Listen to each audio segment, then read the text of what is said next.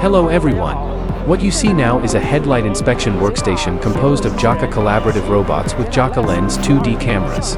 Its highlight is the use of JAKALens 2D camera AI algorithms to identify headlight labels and detect the light guide strips of headlights. In the current application scenario of multi-variety and small-batch headlight production in the automotive manufacturing industry, flexible manufacturing with AI algorithms shows great advantages. This workstation can achieve very fast production line conversion and tool conversion.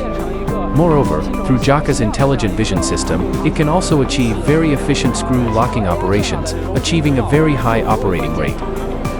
The combination of JAKA collaborative robots and JAKA AI vision algorithms can further expand the application scope of the industry, and can quickly meet the industry's demand for flexible manufacturing.